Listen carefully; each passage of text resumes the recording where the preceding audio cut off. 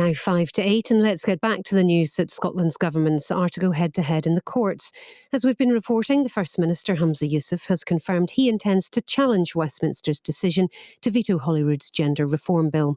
The Scottish Greens have welcomed the move. They've described the UK government's decision to intervene as shameful. Well, Maggie Chapman is her party's equality spokesperson. Good morning to you, Maggie. Good morning. How are you doing this morning? I'm very well. Thank you for joining us. You must be delighted with this decision by the First Minister to challenge the veto.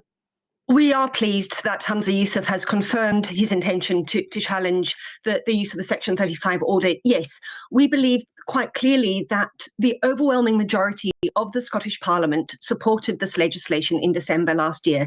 This is fundamentally about the devolved powers and the democratic rights of the Scottish Parliament to legislate in devolved areas, and to have it challenged in this way, I think is shocking, is shameful, and it's right that we challenge that. The UK government says, though, that this has an impact on UK equalities law and would have implications out with Scotland's borders, and therefore it was forced to put in the Section 35. That's what this is about. Well, let us remember what the legislation in question actually does. It is about reforming the process of getting a gender recognition certificate. That is all. It doesn't speak to anything wider. It doesn't have an impact on the Equality Act. In fact, there's even a line in the piece of legislation that we passed that says nothing in this will change the Equality Act. This is about a process. The legislation is about a process whereby trans people can get a gender recognition certificate. That's what this piece of legislation is about. But it leads to differences between different parts of the UK. In terms of what age that would happen and how the ease with which this could be done. And we have differences between Scotland and the rest of the UK, between the different devolved nations and each other on a whole range of different issues. I think what's important to remember here is very, very clearly, human rights organisations, including initially the Equalities and Human Rights Commission of the United Kingdom, supported this legislation. They supported reform.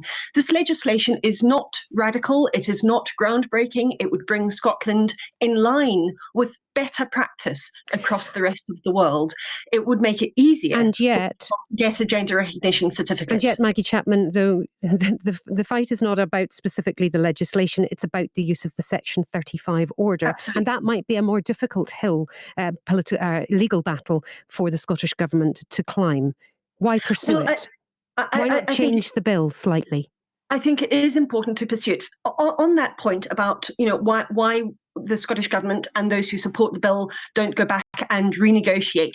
It was made quite clear in the very few conversations, I have to say, that we've had with the UK government and others since the passage of this legislation, that actually no amendments would have satisfied the UK government. Rachel Hamilton, in her comments on this programme earlier, said she supported the principle and she'd welcome its return to Parliament. Which is just not true. The Scottish Conservatives voted against the principles of the bill at stage one. So that statement that she made is simply not true.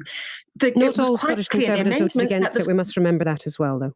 The amendments that the Scottish Tories were bringing would have changed the principles of the bill. The two of the key principles it all stands on age, doesn't it? Can you negotiate on age whatsoever? Because that's the key issue here, isn't it? I think it's one of two key issues. Age is one issue, and the process of self-identification is the other. Now, both of those points were in the Scottish National Party manifesto. Both of those points were in the Scottish Green Party's manifesto. It's quite clear that we have those two very, very clear and very sound principles for this legislation. They were in our manifestos. They remain as part of the Butte House Agreement, the cooperation agreement the Greens have with the Scottish Government. But of course, and actually Labour and Liberal Democrats supported them too. While this was all working through Parliament, there was, of course, the case over Isla Bryson. Do you believe people like Isla Bryson should be able to change their sex legally and be treated as a woman? Because that really honed minds when this was all being voted through. I think any trans person should be able to get the gender recognition certificate that they seek, that recognises in law something that the rest of us just take for granted, being recognised in law. Even if they're choosing to do so to try and avoid serving time in a male prison. Well, we don't know that was the only motivation that Isla Bryson chose to do that. Isla Can I Bryson is just a ask trans woman, before you and I think go? it's very, very clear that we cannot let single cases determine the entire legislation that we're talking In a about word, here. we're just out of time now, but in a word, would you have walked away from government if the SNP had failed to challenge on this? It was very, very clear that this was a key principle for us as part of the Beach House Agreement, and I'm very pleased that Hamza Yusuf has taken the decision to challenge this in court. Maggie Chapman, thank you very much indeed for your time this morning. On digital